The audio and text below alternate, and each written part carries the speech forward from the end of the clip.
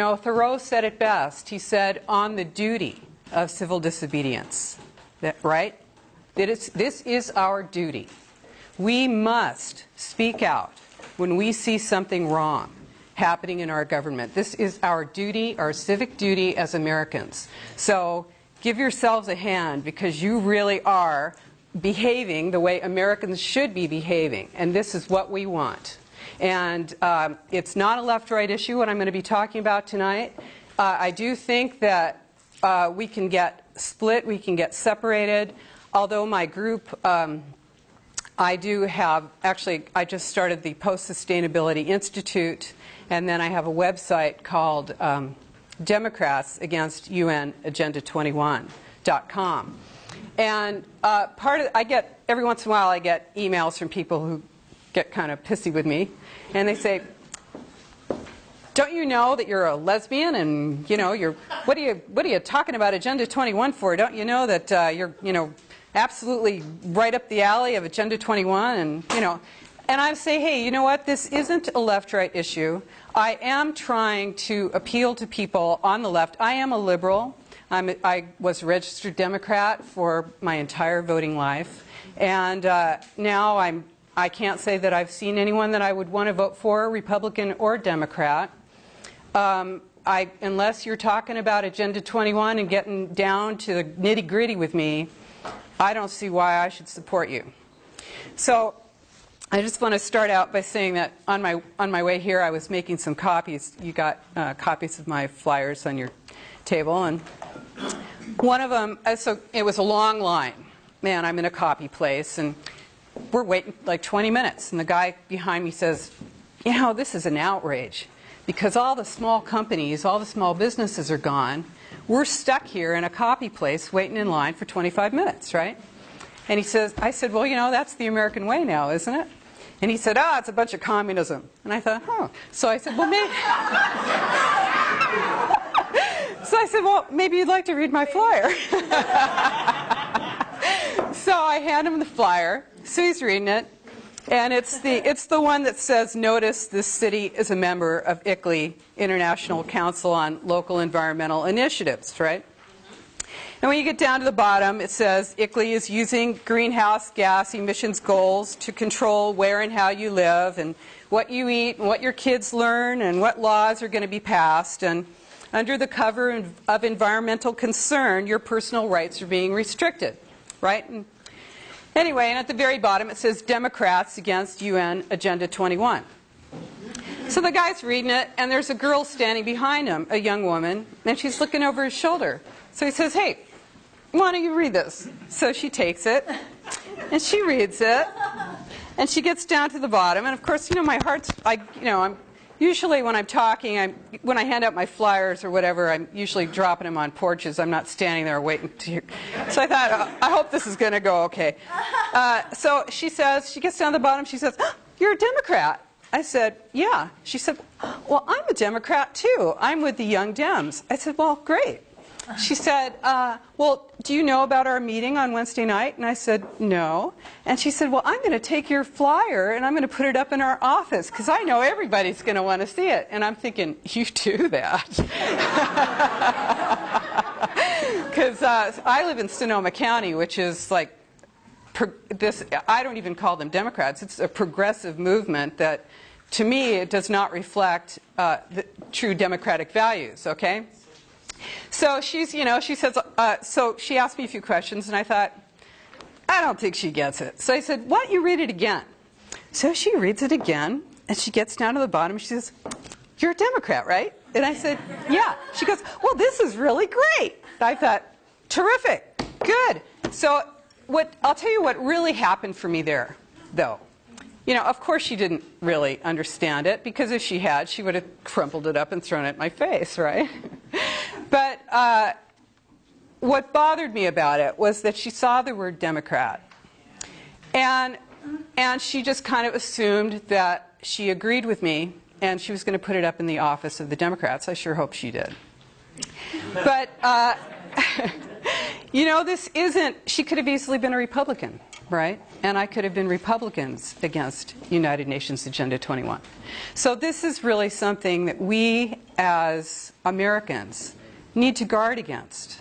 Because I'll tell you what, there is an overarching political and social theory behind all of this, and it's called communitarianism. Why don't you raise your hand if you've ever heard of communitarianism? All right, great, we've got some people. For the most part, we really haven't, heard of it. It's something that you don't really know about. And what it is that the individual's rights need to be subsumed or come below the rights of the community. Now, your first question, of course, is going to be, well, what are the rights of a community? We live in the United States. We have, we've got our Bill of Rights. That is a bill of individual rights, right? We are guaranteed the rights to life, liberty, and the pursuit of happiness. These are our unalienable rights, cannot be taken away from us. We were born with them. They're not granted to us by our government. But community rights say that the rights of the individual come below the rights of the community, that we're looking at whatever is for the greater good, whatever is for the total good of the community, comes above and beyond the rights of the individual, which means that every individual is at odds with the rights of the community. You are a threat to the community just by exerting and expressing your individual rights. And the reason I say that is because if you want to express yourself, and I'm not talking about anarchy here, we need laws. Certainly. Not a lot of them, probably. But we do need some laws, right? It's like Thoreau said. He said, that government is best which governs least. And, of course, he was an incredibly crotchety individualist and marched to his own drummer. And that's great. That's what we are, isn't it, as Americans? I mean, isn't that really what sets us apart in our minds from other nations? Which, we have to just get real here and say that we are just people. We're all people across the world, and everyone has, those basic emotions. But I think that we value our individualism here in the United States. And this is why communitarianism is such a threat to us. So when you look at it, I've got what I think is a great example of how to think about it. Let's say you've got two glasses, clear glasses on the table. One is full of water, and the other one is full of milk. The water is a republic. The milk is a communitarian state. Now we're going to take a clear glass pitcher and we're going to put it down here on the table, and we're going to pour both of our glasses into it. What do you have? It's not water anymore, is it? It's milky water. It's milk.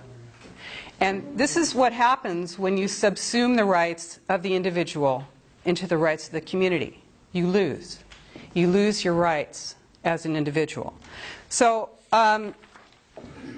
there's the attraction to it, though, which is not, when you think about this, you might think of a perfect communitarian state would be Red China, Communist China. The rights of the individual are completely subsumed into the rights of the greater whole. It's for the greater good, and that's what you're going to be doing, is always thinking about what works for the larger mass, for the greater good. You might think of Nazi Germany, in fact, because this was, everything for the fatherland.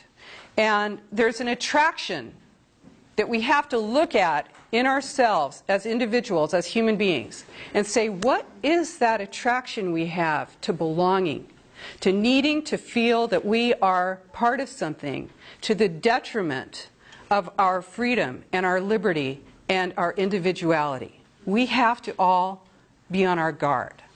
So anyway, that's just my little that's my little start thing, just to talk about this is really what we're looking at here. There are many names for this, and the big thing you want to ask yourself, I'm going to do the old journalist thing: who, what, why, where, and how. I think I got them all. So why, of course, is what I call the green mask. There's serious climate change. We are in a tremendous threat to our way of living, our existence on the planet. It's a tremendous sense of urgency. We're losing our food resources. There's too many people. Our water sources are being polluted. Our atmosphere is being polluted. We're in danger. We must do something immediately. This cannot wait. We must do something as fast as possible. Okay, now what? 1992 was, and I'm sure you know about this, I'll just run through it real quick. 1992 was the Earth Summit, the Rio de Janeiro Earth Summit, UN. And that was where United Nations Agenda 21 was codified. Now, it was conceptualized in 1976 with the Brundtland Commission. But in 92 is when Maurice Strong brought that to the United Nations, to the main body. And it was passed by 178 nations and signed by George H.W. Bush. It was a soft law. It did not have to be ratified by your Senate. Instead, it just filtered into your experience. And it did that by the very next year when Clinton took office in January. Right after that, in June, he formed the President's Council on Sustainable Development. Sustainable development, that was the first time. Now you got sustainable yogurt. You've got sustainable soccer balls. You can't move without being sustainable now, but this was, this is where it came from. Sustainable development came out of the 1992 Rio Summit, and it was, Clinton brought it back to the U.S. and said, okay, we've got to put this into effect in the United States. We're going to use the President's Council on Sustainable Development, which had 12 cabinet level secretaries. It was like Health and Human Services, or Health and Urban Development, or whatever HUD, and energy, housing, education, bunch of them. Yeah. So 12. And then there were the captains of industry, which included Ken Lay with Enron. And this was in 93. And also Sierra Club, other non-governmental organizations, right? So that's how they were charged with bringing United Nations Agenda 21 to the United States and instating it here, making it happen. So what happened was they formed, the very first thing that they did was they, there's a chair right here if you want to. The very first thing that they did was they formed their committees, and they paid the American Planning Association $1 million. And the American Planning Association is a private group. They paid the American Planning Association $1 million to come up with a legislative guidebook, with a blueprint, with a box of model statutes, laws, ordinances for your local governments. Because remember, this is an international plan, but it is implemented locally. And that's, of course, why you're here. I'm going to help you tonight see where it is locally. Because it doesn't come with flashing lights saying United Nations Agenda 21 on it. And that's how so many people are able to say, I don't know what you're talking about. I think you're a conspiracy theorist. And I agree, it's a conspiracy fact. It's not a conspiracy theory. So they gave the Planning Association $1 million, and they said, hey, come up with something for us. We need to get this into every community in the United States. We need to get it into all the universities. We need to get it into all the colleges. We need to have people who are ready to do some new kind of planning. Because what we want to do is reduce greenhouse gases, and the most bang for your buck on greenhouse gases is transportation. And since you can't get transportation out to the hinterlands, you can't get it out to the suburbs, you can't get it out to the rural areas, we want people to come to the transportation. That's the idea. Okay? This is what it's all about. One Bay Area, that's what it's all about. It's all over the nation. Okay? So, what did they do? APA came up with Growing Smart, a legislative guidebook, model statutes for planning and for the management of change. So growing smart, smart growth. That's where smart growth comes from. The other thing they came up with was Sustainable America, the New Consensus. Okay? Put these two things together, you're going to get Delphied in a one Bay Area meeting. So, the new consensus, first of all, I love this. You outed me, what can I say? I'm a feminist, I'm an old feminist. I came out of a feminist tradition. Yes, I'm a lesbian and I'm proud of it. Pro-choice have done a lot of national work, marched in a lot of demonstrations and done a lot of national work. And this is one of the first things that I've gotten involved in that's local. And it's because it is important to focus locally right now.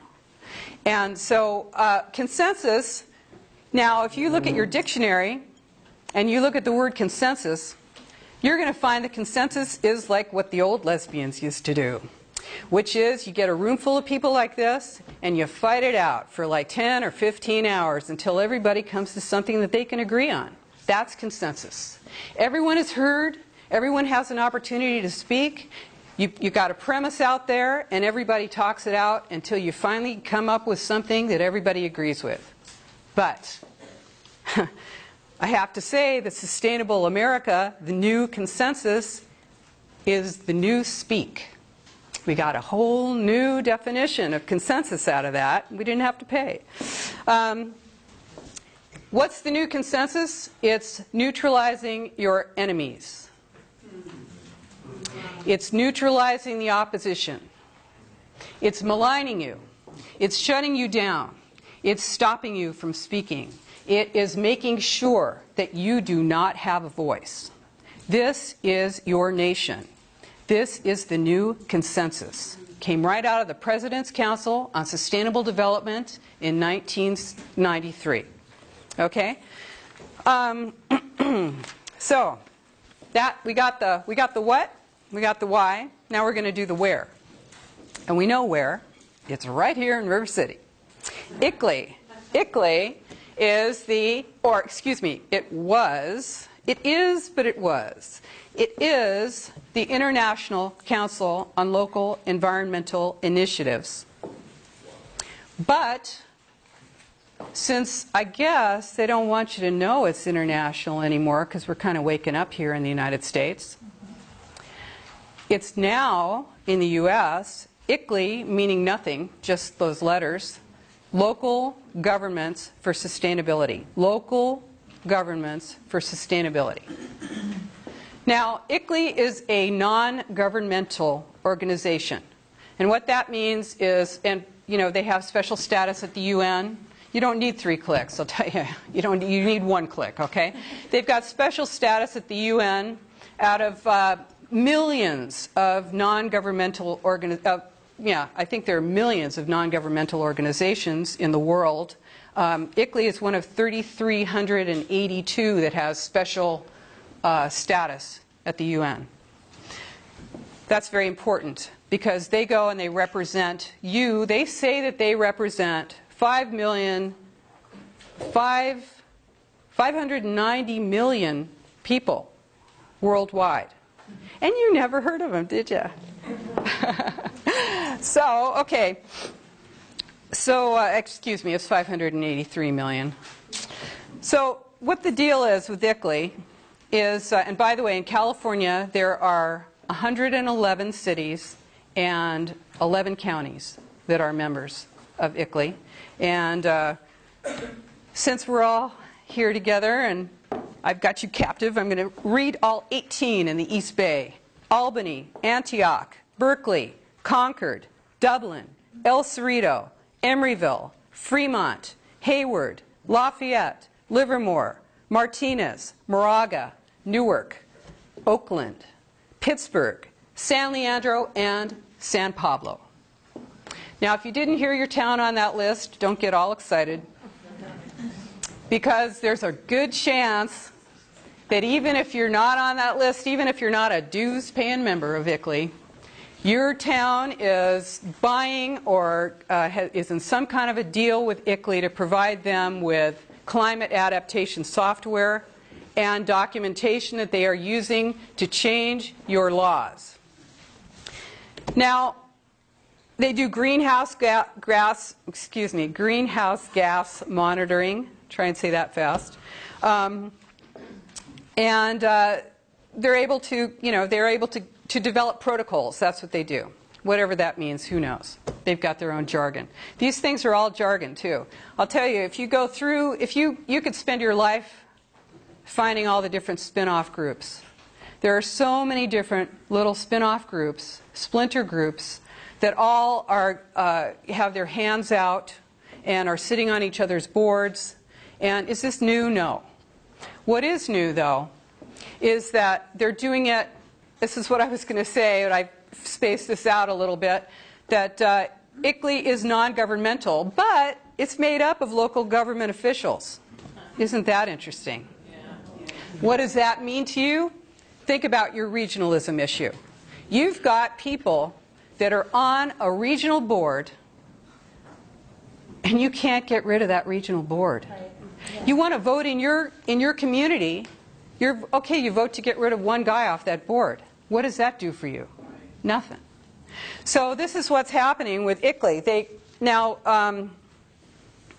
Honestly, you can't blame totally your local officials because, especially here in California, we've got, what was it, Senate Bill 32 and Assembly Bill 375, or I might have it backwards, but I got it backwards. Sorry. Whatever. Anyway, one of them is the sprawl, anti-sprawl, right? It says that, and sprawl is whatever they want it to be. Basically, if you're sitting on 7,000 square feet of land and you've got your single-family home, you're an endangered species. That's the truth. And why do I say that? You know, I don't want to be dramatic, even though I do enjoy it a little bit. But I just tell you, I'll interject this. I'm a commercial appraiser. I'm an expert witness. I do litigation support, and my specialty is eminent domain valuation. I work for the California Department of Transportation, and I'm a district branch chief there. I am not representing the Department of Transportation in any way. But I am a person who does a lot of research, and I found out about this from researching redevelopment. And I'm going to get to that because you want to know how they're doing this, okay? You want to know how they're doing it. And when you get out there and you say, hey, they're taking our private property rights. They're not. You already gave them up. Because if you're in a redevelopment area, you are under the right of eminent domain for at least 12 years. And I'm going to talk about that. I do want to say, though, like I was saying, your local, your local government people, some of them are bad. What can I say? But generally speaking, hey, they've got this legislation. It's forcing them. Is it AB 32? Is that the one? Yeah. So, I mean, what are they going to do? They're forced to reduce their greenhouse gases, right? I found this chart. I'm writing a book, and I'm certainly hoping you're all going to be buying it. It's a great book. When Obama was running for president, he said that he made a campaign promise. He said that the United States would reduce our greenhouse gases by 80% below 1990 levels by the year 2050. So I went and I looked for a chart. These are pretty hard to find. I spent about a week. And I found a chart that showed our our carbon dioxide emissions from 1850 to 2006. And predictably, it starts over here in 1850 and it's like this. Then around 1945, it starts to go way up. So I looked at 1990, being a math person. I looked at 1990 and I took my 80% off of 1990. And what year? What year do you think we got to? 1901. No. All right. No. I mean, come on. Anyway, no, it was bad, though. It's 1934. That's pretty bad. Now, that's by 2050. But they are saying by 2020, some communities have committed to reducing our greenhouse gases by 25% by 2020, 25% below 1990. That puts you in 1970. Okay, so that's why they want to move you into the center of town. They want you out of your car. They're going to jack the price of gasoline up. They're going to make sure that your energy costs are high. If you live in Sonoma County, we have 1,380 miles of county roads. The county just announced that they'll only be paving 150 miles of county roads. If you're out there in a rural area in the county, you think that's going to affect your property value? You think that's going to affect getting to your property is going to affect using your property? And that's aside from all the other things that they're putting on your, all the other restrictions, and that's the how. Okay? Now with communitarianism, the ends justify the means. The ends justify the means. If that's not the scariest thing you've ever heard, I don't know what is. That scares me quite a bit. Consensus, right? You said you agreed. You went to that One Bay Area thing and you voted with your clicker. Didn't ya? Okay, you were there. Now I'll tell you what happens in those meetings. They don't really report on what happens in those meetings, so I know you're so surprised. They say, we had 150 people at that meeting. It was real successful. We had a lot of people turn out for that meeting. We really did our job. We had outreach. They need the illusion of buy-in from the community. This is very important because you can't say you had consensus unless you get the people there and then you say you had buy-in. Because what? There's no choices. You choose, forget about it. You don't get to choose none of the above. You don't get to choose, hey, take your dog and pony show and get the heck out of our town. That's not up there. You don't get that one. You know, I raised a little ruckus in mine. You know, and the thing is, you have to ask yourself, okay, I give you a little hint there. How are they doing it? How are they doing it? How the heck are they doing it? They rewrote the planning books, right? You know that. By 2002, every single planning department in the entire United States and every university and every college had a copy of Growing Smart, a legislative guidebook,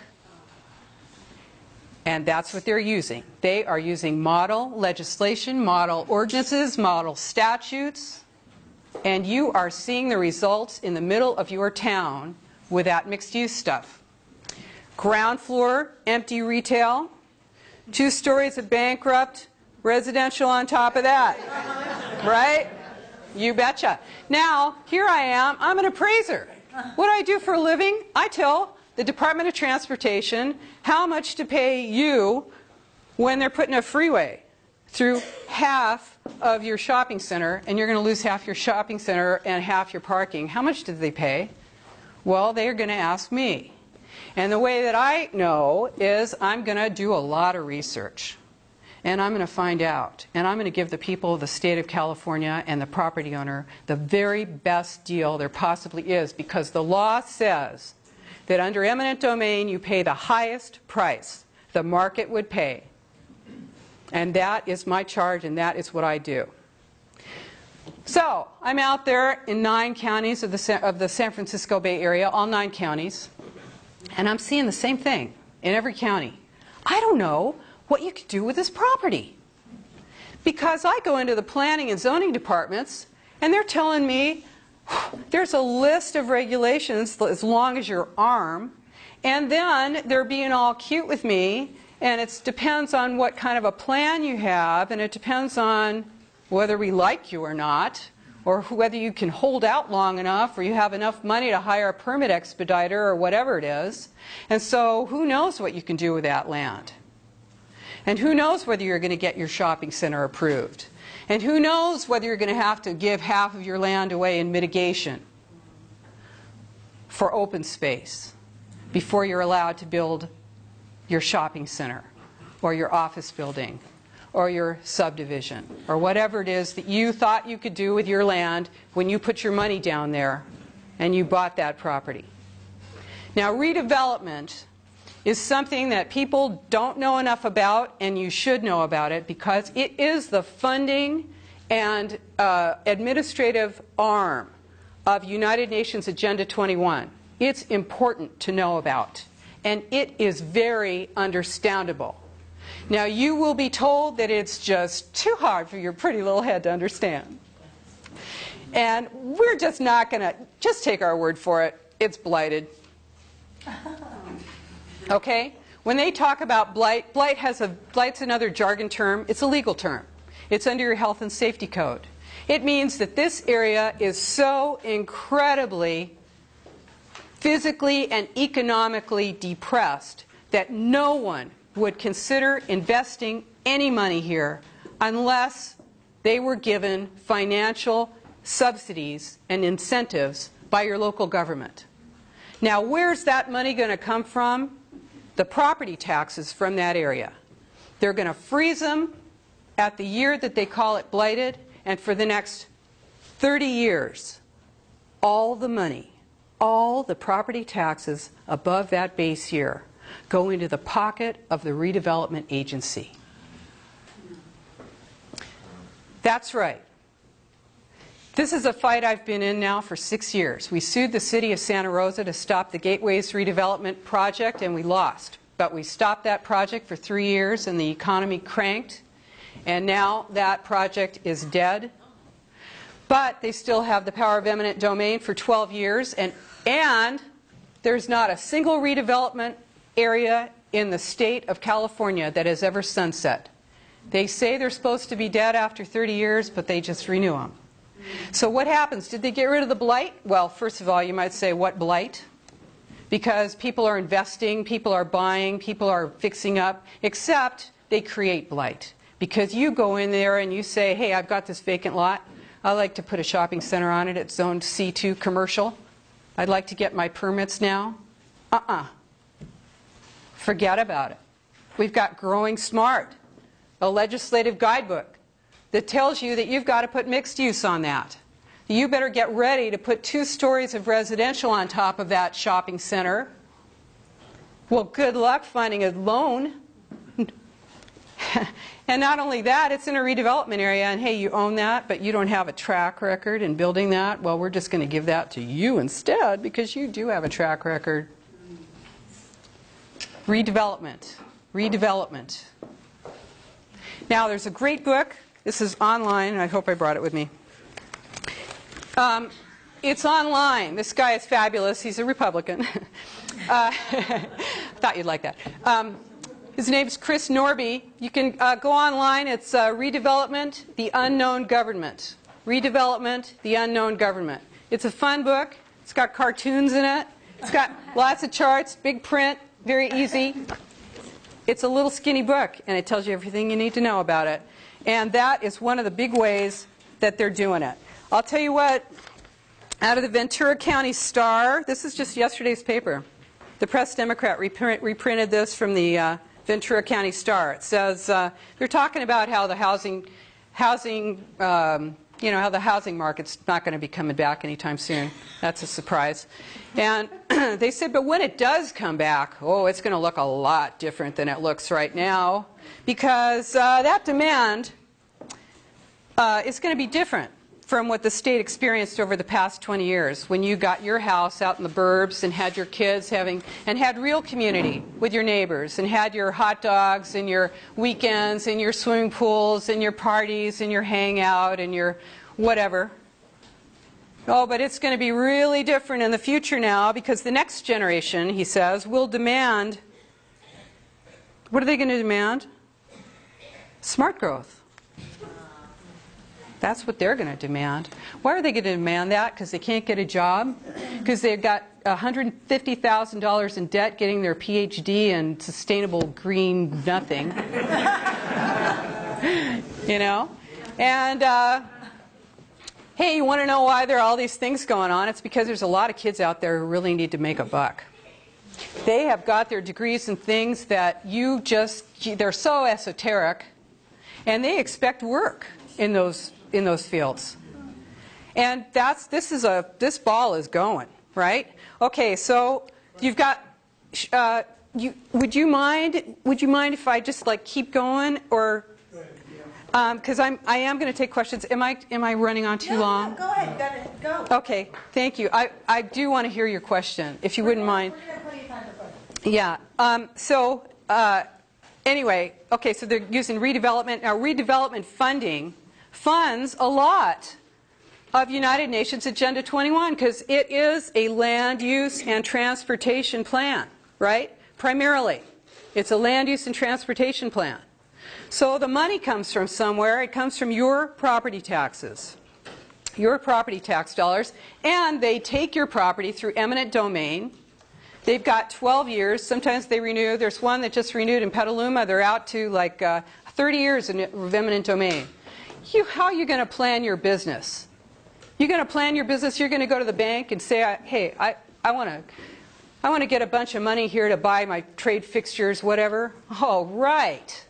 You're really going to put a big investment into that property when you have no idea if some guy is going to come along a little later and say, you know what, I think this would be a really terrific spot for my business. So, what do? This is great. I told you, it doesn't come with flashing lights and it doesn't say Agenda 21 on it. What does it say on it? A lot of times it says your neighborhood association. It says your local neighborhood association. Your created fake neighborhood association with your shill on it who is working with the city and the city needs buy-in. This is a whole, this is like you've never seen so many people giving their input to a government before as you have now, right? They've got to see you buying in. They want consensus. It's the illusion. It's the Delphi technique, which was developed by the Rand Corporation to, in fact, get people to accept the concept of general plans. General plans are what's below your zoning. If your zoning doesn't match up with the general plan, I don't care what you're zoned. It's out the window. It's the general plan that decides what's going to happen on your property. And I can't go into it all here, but when you get my book, it's all in there. But anyway, that's how they do it. They will change the general plan, so your zoning has to come into compliance with it. That will dictate what needs to be on the property. If you're in a single-family home and you want to add on a mother-in-law unit, you can find out when you go down there, they're going to say, hey, you know what? You can't add on one unit. You've got to add on 2 units. You're in multi-family residential housing now. That's your new zone. And we're not going to let you just put a unit in your garage. You've got to put in 2 units. And you know what? You don't have enough parking. So you're not putting in that unit. That's how it works, okay? And they use your neighborhood association for buy-in. The neighborhood association goes down there to the city council meeting and beats a drum and says, yeah, we love it. And meanwhile, you didn't know about it, weren't told about it, had no idea what was going on. And they have all the rhetoric, don't they? I mean, who wouldn't want to be progressive? Green? I love green. Green? Smart? Come on. Who doesn't want to be smart, right? Smart, vibrant. I'm walkable and bikeable. Consensus. These are great words, aren't they? Boy, I mean, you just got to really give them credit. And you know what? You don't have to give them credit. They took the credit because they hired some really top-notch public relations people. This is the biggest public relations scam in the history of the world. Yes, it is. Yes, it is. And you know it. You know it, because they didn't ask you about it. And when they pretended to ask you about it and you choose One Bay Area, or whatever else they wanted to call it, your general plan, your redevelopment plan that they invited you down, come on down. We're going to have 18,000 meetings. And you missed the one where we decided to do it the way you don't want us to do it. Oh, you weren't there. Oh, you must have been on the couch, exhausted from all the meetings you went to that week. Because you can't keep up with it.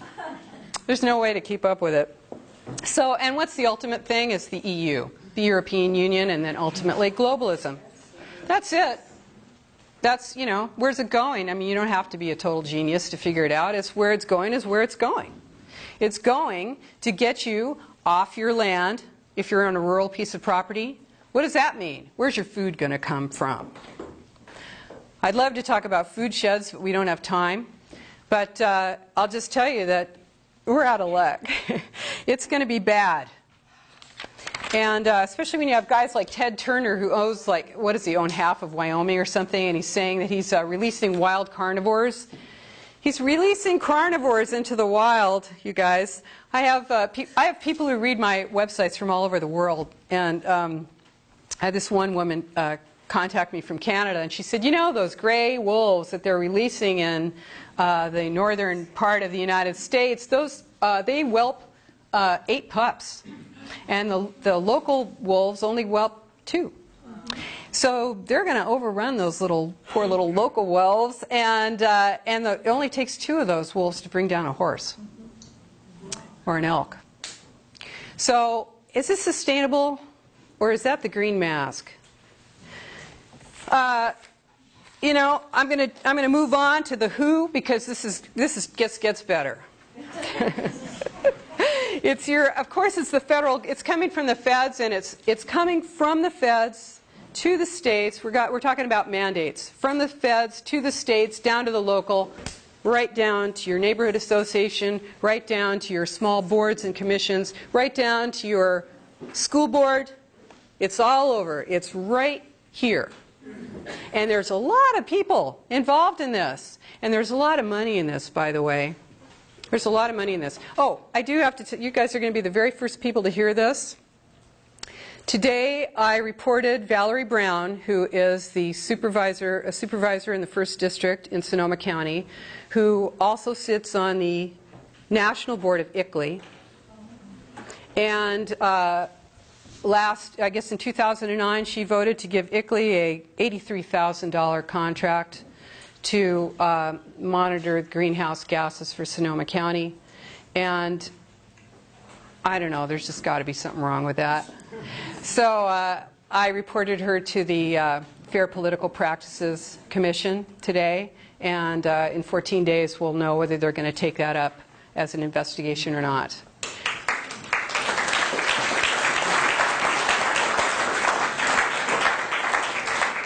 Yeah, we have to be active. And I'll tell you that, you know, there's all kinds of different plans with the flashing lights. There's asset-based community development. Asset-based community development. That's where people go around from your church, from your school, from your neighborhood association, from your whatever group, with a questionnaire about 11 pages long. And they say, hey, I'm your neighbor, and we've got this questionnaire. It's about volunteering and communicating and being cool and part of the community. And we'd like to know if you have, you know, whatever skills you have. We would like to know all your skills. I mean, the thing's 11 pages long. It goes into, do you know how to change a baby's diaper? Have you ever put a baby to bed? Have you ever woken a baby up? Have you ever had a baby halfway between waking and sleeping? So it is a very detailed 11-page questionnaire, asset-based community development, came out of the University of Chicago. Oh. And not only that, what's the matter? You don't like Chicago? And the guy who developed it, there's 2 guys, Jody Kritzman and John Knightson or something. I'm getting their names wrong, but one of them signed Obama's application to law school. Anyway, that's a program, and it basically, hey, I can tell right now that you are people who like to volunteer.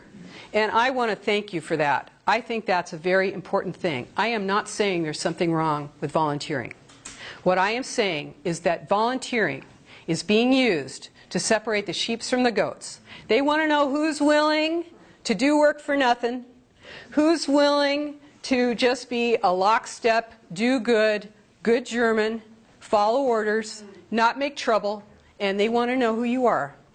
And if you're not like that, they want to know you too. And they want to go inside your house, and they're going to probably look at your bookcase, and they're going to look around, they're going to see what you got going there. Who's in your house with you? Are you a lesbian? And, oh, actually, being lesbian's cool now, I forgot. But anyway. Okay, so they're going to give you loyalty points. Loyalty points. They're going to give you a card. You're going to get a card. You probably already have a card. If you have a kid in school, you got a community smart card? Got one of those? Community smart card. You take it to your grocery store and they say, hey, you want some of your money from your grocery bill to go to your nonprofit? Here you go, nonprofit. How much do you know about your nonprofits? Probably not much. I got a surprise for you. The Lung Association, the California Lung Association, has an advocacy arm. They go and they advocate for smart growth. You'd be surprised. You know what? I love the internet. Yes, they may be spying on us, and probably they are. Of course they are. What am I saying? Certainly they are. But it's so easy to do your research now. I used to have to actually go down to the assessor's office and look through those big books and see if a sale had happened. Now it's all on the internet. I just love it. You can do so much work just sitting there, which is bad though because you're not looking around at what's going on outside when you're just sitting there.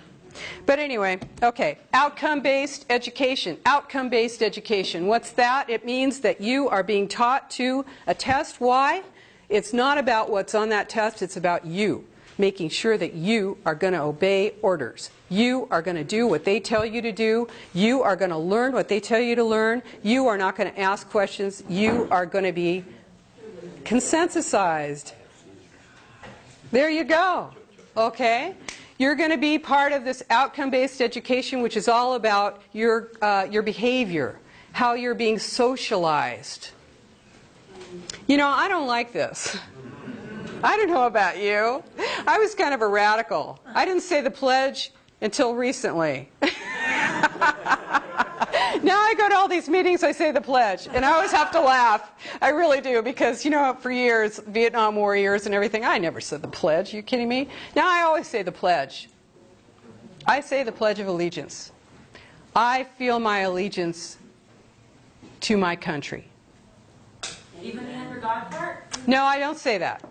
No. That got added in the 1950s. I do not say that, and I don't think it's important to say that. I believe in separation of church and state. I think it's very important. So, you know, okay, who did this? Who has done this kind of forced volunteering? Oh, excuse me, I forgot to say, this is the most important thing, and I just love this. Mandatory volunteering. What part of that don't you get? Mandatory volunteering. You gotta love it, don't you? Really. The Germans had a block warden. This was the lowest rung of the German hierarchy, very lowest rung. These guys, mostly were men, they were in your community. They had charge of about 40 or 60 houses. They knew everything that was going on. They knew who was in there with you, what you were doing, what your political thoughts were, what your attitudes were. That was their charge. They were right at the base. This is coming back. I am not being dramatic, purposely. It's coming back. And if you're not paying attention and you're not really clued into it, you're going to think it's a good thing. You have to watch it. Okay? Now, it's not nationality based. It's got nothing to do with that. So when I say good German, let's just hope we don't mean good American. It's got nothing to do with it. Certainly there are some, social, maybe people might be more socialized to accept something. I don't say that's not the case. You know, after years and years of oppression, the Chinese people, you know, I'm surprised they can get up in the morning. I don't even know how they function at all. After the Gang of Four, good grief. How can you survive? I suffered a struggle meeting in Sonoma County. This happens here. It's happening here now. Hey, they've got something in Sonoma County, I'm sure it's everywhere else, the Neighborhood Alliance, where they get, you know, it's not enough just to have your neighborhood association. No, those shills, those people who are artificial neighborhood people come together as a body, and then they go to your council and say, we want smart growth. We want to see Main Street transformed. We don't want 4 lanes of traffic going through our town. We want it to be 2 with a median, 1 way each way. Well, you own a business on that street? Oh, well, too bad. And not only that, but we're going to take you for eminent domain because we really want to see a building built to the edge of the sidewalk, ground floor retail, which will always be vacant, or how many coffee shops can you have in a block, right? With 2 stories of residential above, no private space. You want to fight with your partner? You want to be a lesbian? You want to play your saxophone? You want to smoke? You want to smoke inside your apartment? You got a fat kid? Oh, you're in deep trouble now. Obesity. That's serious. That's going to be real serious. I'm not making this up, or am I? Isn't that a drag? I sure wish I was. It'd be fun. You know they had to pay scriptwriters for this stuff. I'm from Venice Beach, right? You know, you could just hear them clicking away on their typewriters going, I wonder if they'll buy this. So, New York Times financial columnist Gretchen Morgenson, she's great. She just wrote a book. I listened to her on National Public Radio because I'm a liberal. And she was talking about how the financial collapse is, you know, it's just incomprehensible how this could possibly have happened, because it doesn't seem like they did everything they possibly could to make it happen. And she says, you know, homes for everybody. This is, hey, what's wrong with this? It's the American dream, man. It's apple pie. How could you be against that? And how could you be against green? How could you be against that? It just sounds so good, doesn't it? The whole thing? It really does. Hey, I'm an environmentalist. We recycle. My partner built a whole house out of scrap wood, an entire house. You know, it's not that we think that there aren't issues that need to be addressed as Americans. It's by any means necessary that we don't want in our country. There is no room for that in the United States. No room for that. Now, what she said was, it's not the idea. It's the execution that was disastrous. And I say that was the intent. That was the intent. And this is the intent. What could be worse than that?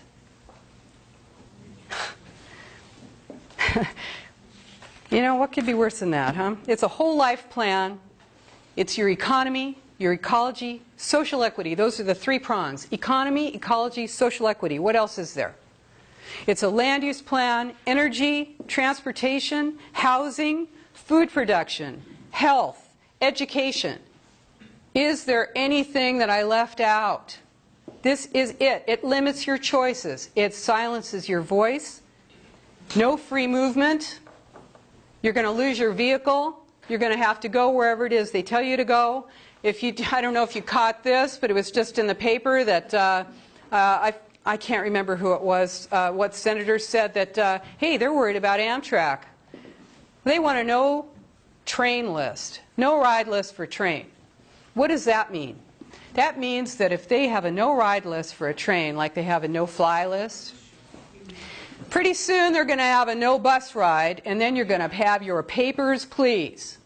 You're not going to be leaving the house without your ID, ever.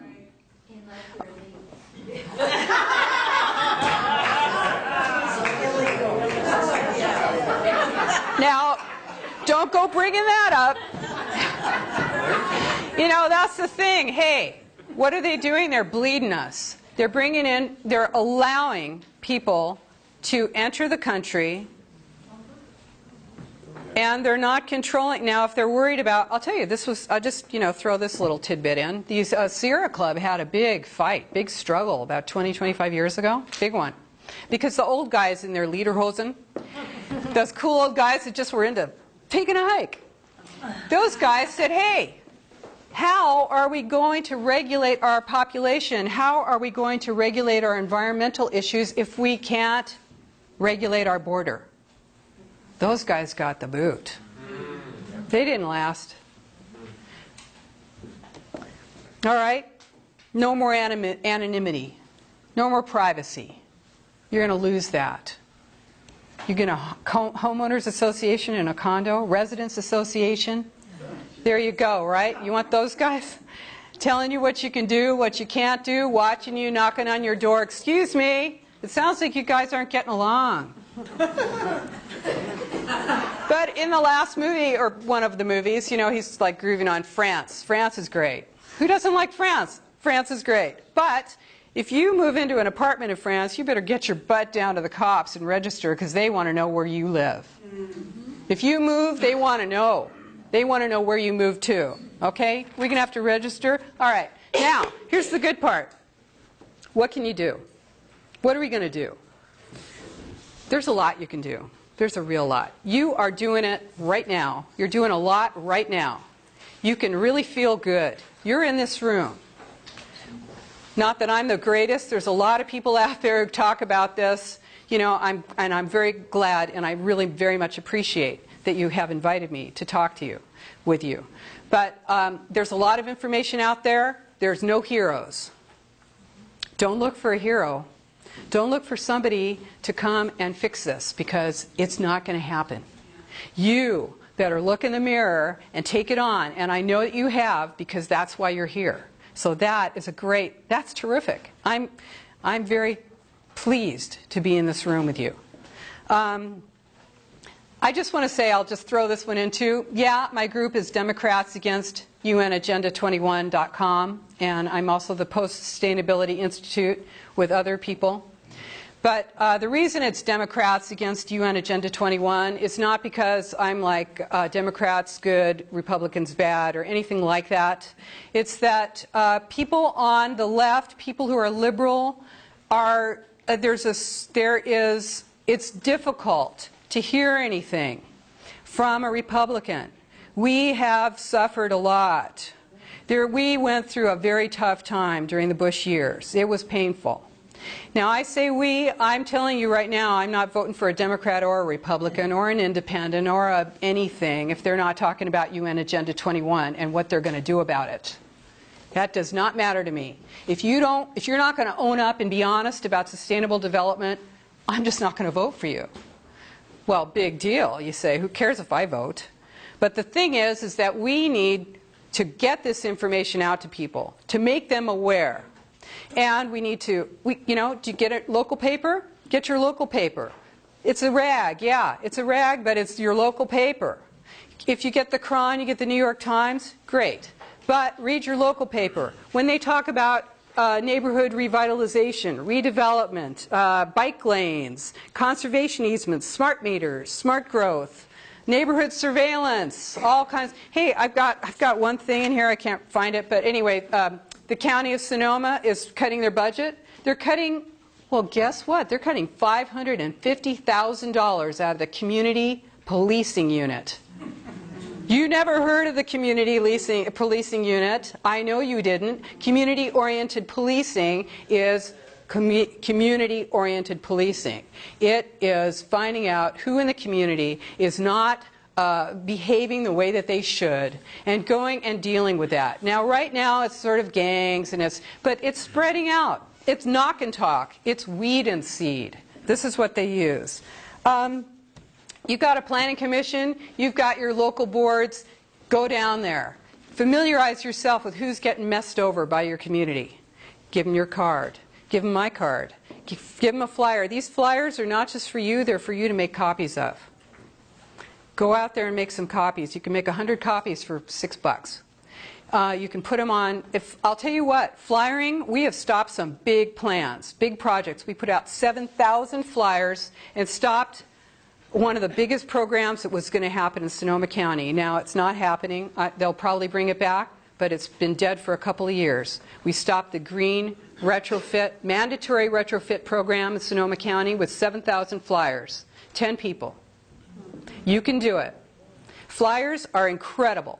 You don't stand there and jabber with people. You hand them the flyer and you move on, or you put it on porches early in the morning. Don't do it at night. You're going to get shot. Do it early in the morning. And put those flyers out there, and if somebody wants to talk to you, you say, you know what, I don't have time right now, but contact the, if flyers got the email, it got the address on it, check that out, whatever, and keep going. They will stall you.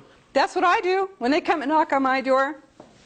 Hi, I'm with Sonoma County Community Action, and I'm here to discuss your green blah, blah, blah. I go, come on in. Let me see if I can waste 3 hours of your day and not get you going on to 200 other houses. Okay? Yeah, we all have to have our fun. There's groups out there in your community, you don't know who's in them. You don't know who's running them. Your lung association, did you have any idea they have an advocacy wing? Like I said. If you're giving money to a nonprofit, find out who's running it. Do your research. It's on the internet. People love to talk about themselves now. Of course I'm the same as everybody else. But, and if everyone likes to talk about me too, if you, in fact, the Press Democrat put an absolutely miserable attack piece about me in the newspaper with my photo, which you used actually, and and just character assassinated me totally. Now it's a good thing that I didn't let that stop me, but this is a dirty war. It's a real fight. So you can use your group. You can get out there, you can flyer, you can make newsletters. Kay and I, with just a few of us, we put out these newsletters. Many newsletters over a period of years. You can have a movie night. You get I don't know how you feel about Alex Jones. If you don't like him, there's others. Watch it yourself first and see what you think. And then host a movie night. Get somebody with a big screen TV and invite people over, and pretty soon you'll have a good crowd. You'll double your crowd. You'll double your people. Listen to your opponents. Listen to what they have to say. Does it make sense? We don't want sprawl. Oh yeah? Well, what about vertical sprawl? Because that's what you're building. You're building vertical sprawl. You're building high density development crammed together. You've got sewer lines that are not adequate. You have to tear up the streets. You're going to use eminent domain for that. And then once you got the street torn up, well, you might as well take everything on both sides of the street too. Right? Because you're in a redevelopment area. So you've got your vertical sprawl, you've got your trunk lines for your sewer and your water lines, you've got all that waste concentrated in a single area. You've got people spying on you, on each other, right? You've got your schools packed to the gills, but you're not supposed to have kids, I forgot. So, but you got those schools that are packed with kids. Teachers can't handle it. You've got the out there, you've got your rural schools that are going to close. They're actually demolishing whole suburbs and cities because they can't get the services out to them because there's no money now. And I'll tell you what, it's a good thing there's no money right now because you have a chance. You've got a chance to get up and running, and you're doing a great job of it. You are doing a great job because now there is no money for these plans. What they do, they just cut $550,000 of your tax money from that community-oriented policing unit that you didn't even know existed. Think you're going to miss it? So, anyway, okay. All right. Community media. I'm almost at the end here. Community media. You've got great colleges around here. You've got, or whatever, I don't know. You've got. Excuse me, you've got colleges around here. You've got, I'm sure you have community media centers, right? Where you can go in there and you can learn how to, make a TV show if you want to. They'll teach you how to hold a camera and whatever. You have somebody who's making great videos for you now. But all of you can do it too. You can go out there, you know, make a man on the street video. Excuse me, have you heard of ICLEI? Excuse me, did you know that we're paying $83,000 to ICLEI? Excuse me, what do you think about United Nations Agenda 21 in your community? Excuse me, what do you think about, you know, there you go. You got your man on the street interview. Put that up. That's going to be great. You can comment online all over the world. You can comment online. You can do it anonymously. You can do it with your own name or whatever. On every newsletter, every magazine. I'm a member of every group. Move On. I've been a member of Move On since before I knew anything about this. And I get all their stuff. It's good to read everybody's stuff. It's real good. I am not afraid of this is not a religion for me. I'm not afraid my beliefs are going to be shaken. I am open. I am open. I will listen to everything. I want to know. And, you know, I subscribe to The Nation online. I don't give them any money. And I go on there and I comment. Boy, I put it out there. I'm out there often. I say, hey, excuse me, but you've just got this thing about... Oh, I could just go on all night, and I'm not going to. But anyway, you know, you just go on there and you tell them what you think. And give the website. Give my website. It's great. Ask elected officials. You know, I know you do that. Go down there at your 3 minutes. And by the way, your 3 minutes on your public comments, 3 minutes. You get 3 minutes public comments, city council meeting, and other meetings. You can go down there and talk about anything. You can sing a song or whatever you feel like doing. And they know it, too. And so what do they do now? They are not broadcasting that on public media anymore. A lot of communities have stopped broadcasting on public media your public comments. They say, we don't have to give them a platform. Well, yeah, you don't, huh? They say, well, if they want to hear those people, they can come down and listen to them. Well, this is what's happening. You are being censored. You're being censored. So, okay, fine. Go down there and comment on every other thing that they're talking about, because I guarantee you that probably at least 50% of the things that are on your planning commission, in your planning commission meetings and in your city council meetings are related to Agenda 21 and ICLEI. Get in there and say something about it. Okay, so you got to get it, once you get it, ICLEI out of your town, out of your county, you got to get it out of your general plan. Don't think that you have, you know, oh, far out. They kicked ICLEI out. Great. It is great. It's fantastic. But it's in your general plan. If you don't remove it from your general plan, if you don't get it out of your legislation, if you don't get it out of your local laws and ordinances, it doesn't matter. It's a trick. It'll be a green mask smoke screen for you if you think you got rid of it, if you manage to get ICLEI out of your community. If you don't get it out of your legislation, your ordinances, and your statutes. You've got to do that. And remember, there's no heroes, although I like to pretend that I'm kind of a hero. I want to say that the Post-Sustainability Institute was established to study the impacts of United Nations Agenda 21 and sustainable development and communitarianism, to study the impacts that they have on liberty. And we're nonpartisan, we're non-governmental, we're based in the United States, and it's our intention to provide a clearinghouse for people who need information, want information, and want to share information on United Nations alliances with non-governmental and governmental groups seeking to erect communitarianism as the dominant form of world governance. And we serve as a rallying point for those who would oppose the dismantling of liberty. Post-sustainability is the condition of environmental, political, social, and economic systems after the imposition of communitarianism. So I hope you can make it to the Behind the Green Mask conference we're going to have in August 6th. It's going to be fabulous. We're bringing Nikki Rapana, who is the world's foremost critic of communitarianism, to speak. She's our keynote speaker. She's coming from Alaska. And we're going to have Michael Shaw, who is famous. He's all over the nation talking about United Nations Agenda 21. And I'm also hoping to have my book ready. It's also called Behind the Green Mask.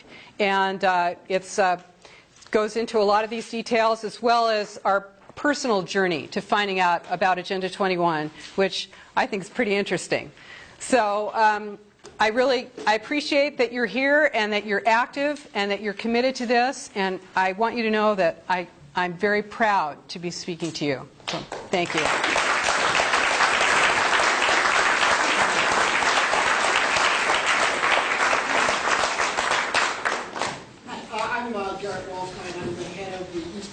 Agenda 21 subcommittee, and just two quick comments. Firstly, a friend of mine just came back. Of course, this Agenda 21 is global, not just the U.S. A friend of mine just came back from a medium-sized city of China called Genchao, and she says all the private single-family homes are being demolished. All of the small apartment buildings, which are individually owned, are being demolished. Marketplaces that have existed there for 200 years, in cases 300 or 400 years, are all being demolished. Everyone's being forcibly moved into high-rise apartments. Of course, in China, they're not troubled by things like individual rights, so if you protest, they stick you in a labor camp or shoot you. But it's the same agenda. They do use, that's redevelopment. Yeah. Actually, they're using redevelopment, but they'll actually kidnap you out of your house if you don't want to leave. Right. It's the same agenda. Yeah. So the first thing, so that's the future they've got planned for us. Second thing I want to say is that if you're interested in fighting this, please do leave your name, your email address, whatever contact information you can, and any skills you have that you like to use, whether it's writing, speaking, creating a flyer, creating a newsletter, and arranging for people to speak in high schools, whatever in any way you'd like to help, contributing funds, getting flyers printed, any way you want to help. Again, as she's saying, it's up to you to stop this. And if you want to help, you can just leave your name with us, and we will work with you. I think you had a question. You wanted to ask me a question before? Yeah, I'm not sure you want to go into it, but how does redevelopment get started, and who authorizes it? Who's behind it? I mean, what justifies it? How much time do I have? I'll just take a quick minute and just say that you might think of it as urban renewal and federal, but it is state. You can end redevelopment in California. It's state.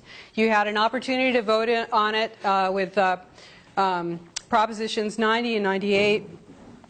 And I did work on one of those propositions with the people who drafted it, but then it unfortunately got kind of hijacked. This, people did become aware of it after the Kelo decision, the Supreme Court decision in 2005, that said that it was not necessary to find blight, that you could take a property if you could, develop something that generated more tax income for a community. In California, you have to find blight, but there are companies, consulting firms that will find blight in Beverly Hills, and have. So this is it's been going on, in one form or another since in California since the early 60s, and never has one single redevelopment area been. They're supposed to run for 30 years, so that would have been 1990. No, they're all still alive, and more of them all the time. Some towns, for instance, Healdsburg, nearly 80% of the town of Healdsburg is in a redevelopment area. That means none of those property taxes go to the general fund. If they indebt themselves, they indebt themselves with bond brokers. Those are the guys who make the big bucks, bond brokers, right? They indebt themselves with the bond brokers, and if you don't pay your bonds, if something goes wrong, you go, belly up or whatever, the general fund is on the hook for it. So you don't get away with anything. That's why there's no money for your police and fire, no money for your parks, no money for your hospitals, your roads, your educational system. It's going into the pocket of the redevelopment agency. You had a question in the back? Are you opposed to eminent domain?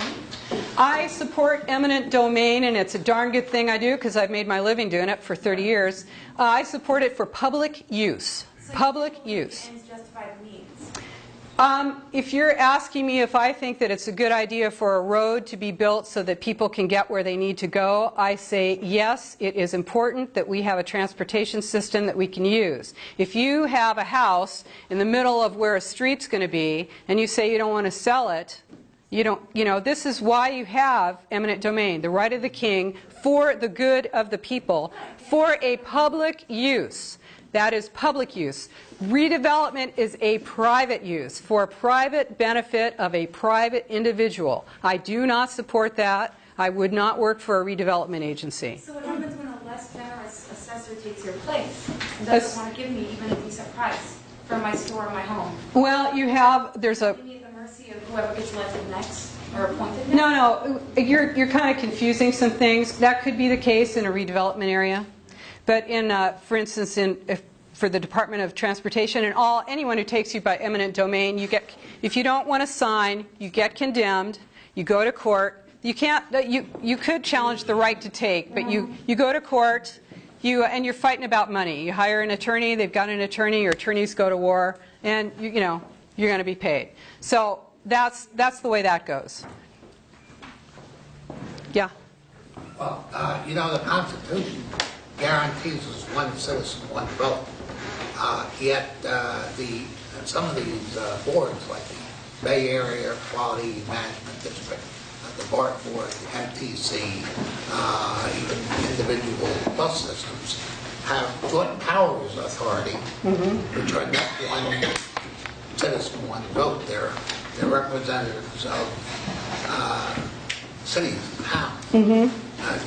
Could you comment on how that has affected some of these? Yes, it's part of regionalism, which is a serious problem. I do not support. I think. For transportation, it's a good idea to have a regional plan because your road doesn't end at the end of your county or your town or your state, right? We need interstate highways. What the problem with all of this is that it's not just a transportation plan, is it? It's a land use plan. They're going to tell you how many houses you can have in your community.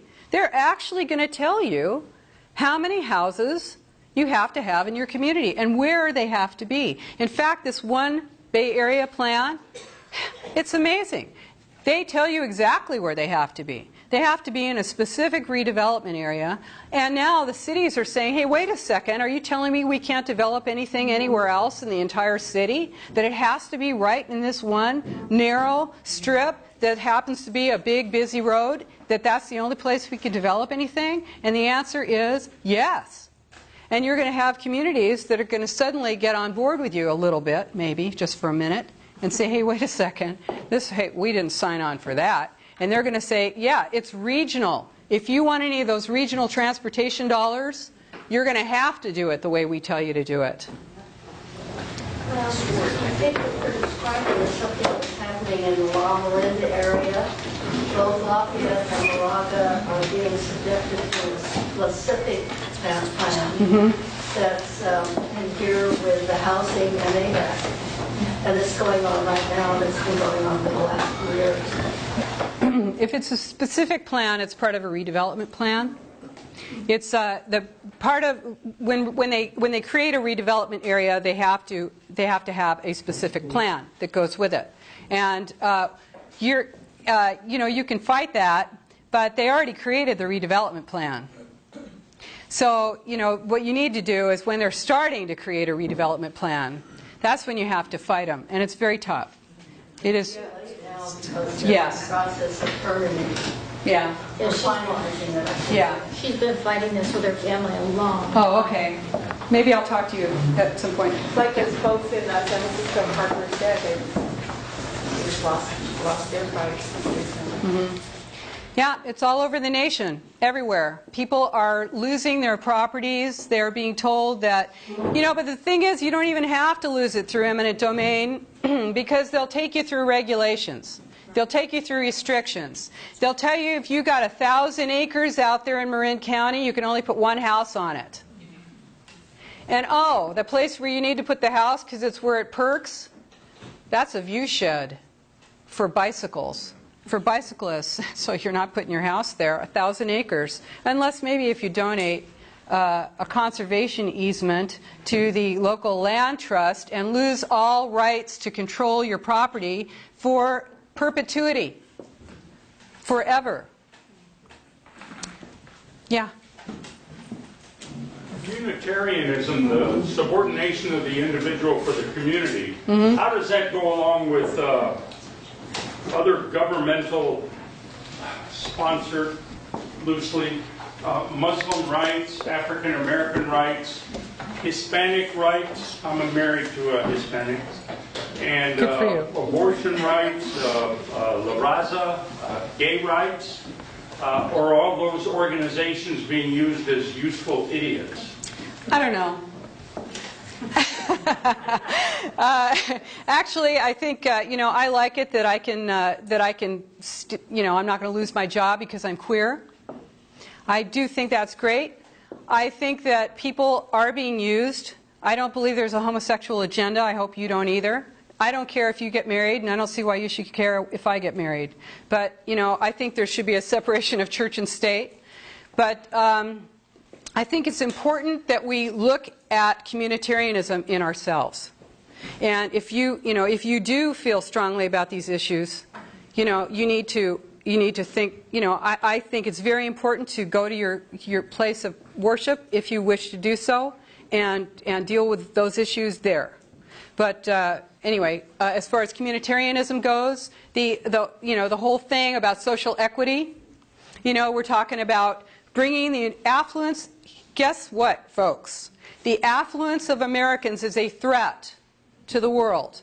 This was said by Maurice Strong, Secretary of General of the United Nations, 1992 Earth Summit, Rio, when he said that the affluence of Americans is a threat to the world and needs to be brought more in line with the rest of the nations of the world.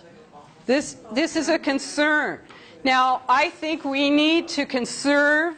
We need to be mindful of our environment. This is very important. We used to throw pop bottles out of the car windows in the 50s. Now you get a $1,000 fine if you do that.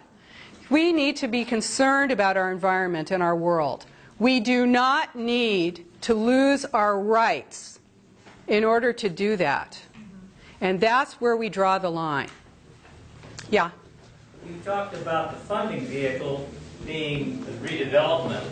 Please comment on Governor Brown's plan to confiscate redevelopment funds as part of the budget solution. Okay, I can see from your word confiscate that... Take. Huh? Take. Okay.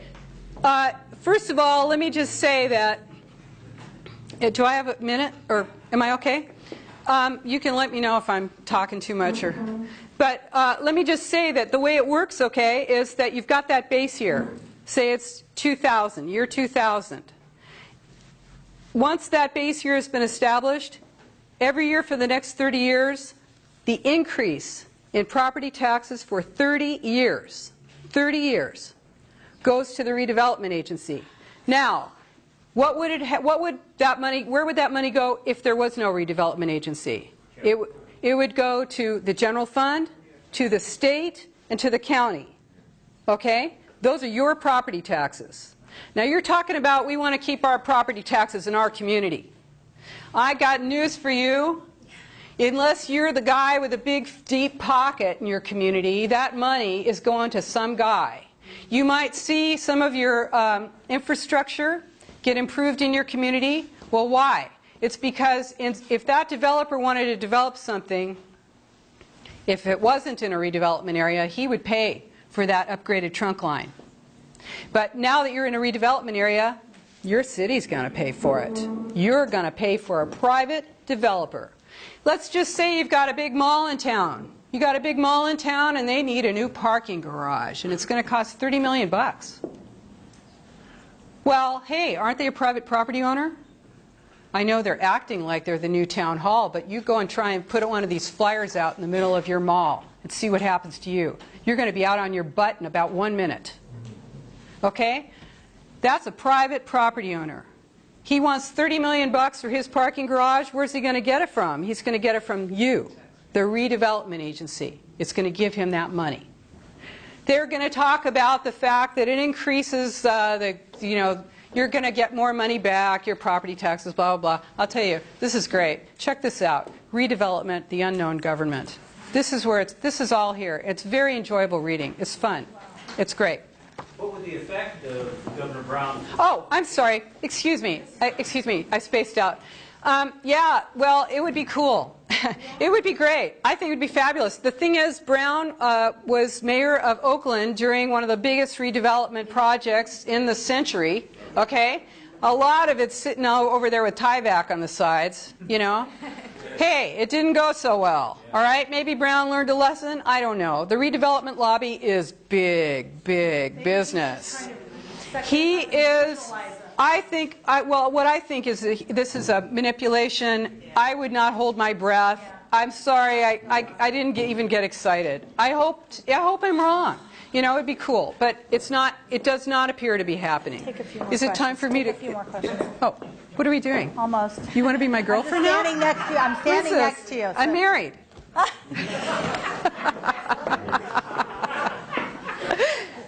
So it seemed like 40 years ago or so, the way that we were going to save the planet was a concept of zero population growth. And why did we all of a sudden switch to where ABAG is almost giddy that we're going to have 2 million more people coming here and they can't wait and we got to find a place for them all? Mm-hmm. Well, it's both.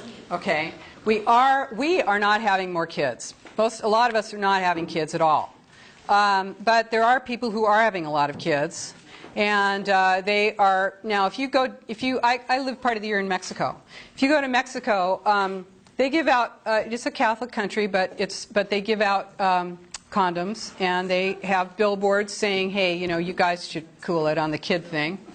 But then people come up here, and it's just like, wow, this is so cool. Life is great here, and there's a lot more kids born here. And I think, so there's something is happening where our demographics are shifting. And this, I don't know, if I'm not, whatever. Okay, anyway, this is reality. So we're being told that they're projecting all these homes. You're pushing me to the edge here, and what I'm going to say is so weird, but I know you can handle it. I think that, the real intent, of course, is, obviously the Wildlands Project to close off land to people in the rural areas, in the suburbs, to make that land off limits and to bring people into the cities. And they don't want you living in a single family home where you can do whatever you want in your backyard, your little private park back there. No, they want to be able to see everything you're doing, hear your conversations, comment on whether you've done your mandatory volunteering, whether your kid is doing his after-school volunteering, whether your partner is, contributing to X, Y, and Z. It's a lot easier to manage people when they're tightly packed in, one key, and they're locked in. That's my, what can I say? Two more questions. Okay. One back here. Yeah, I wanted to just make a comment about eminent domain versus the sustainable growth thing. The thing I think is real important is with eminent domain, it's considered a taking, and so they have to pay for it. But with the zoning and everything that comes from smart growth, they're in effect taking your property without paying for it. So right. It's a regulatory taking is what you say. And the way, eminent domain is a taking, regulatory taking, what we call a regulatory taking. In fact, the way regulatory taking works now is that if there is any use left in your property at all, they don't call it a regulatory taking and they don't have to pay. So what I say is, hey, this is your government. We are, the United States of America. We are not supposed to take into consideration whether we can afford it or not when we take your property. If we say we're going to take your property, we are required under the Fifth Amendment of the Constitution to pay you just compensation. So this mess with a regulatory thing where they take all the value out of your property by zoning you or telling you you've got 5 layers of biotic resource and whatever it is, and you can't do a thing with your property, in my opinion, that is a regulatory taking, and I'm about to retire, so no problem there. And I agree. This is not, people are not being compensated and they are being damaged, in my opinion. One more question. Yeah. I think it's more of a comment. When you drive back to Santa Rosa tonight, I think you should give it a good think as to whether you are liberal or not.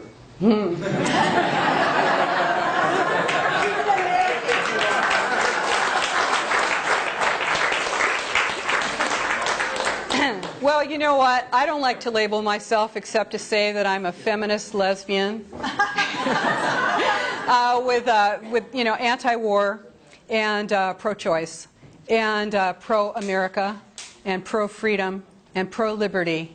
And I want to keep my nation strong. I am not in favor of going and blowing up other countries and putting all that stuff into the air. I don't like taking other countries' oil or whatever. I don't support that. And I do think that we can do better as a nation. But this is our moment. We are awake. You guys are sharp. This is happening. We have an opportunity to work together, and we need to do it. We need to do this now, because there will be people born who will have no idea what it means to be an American and have freedom.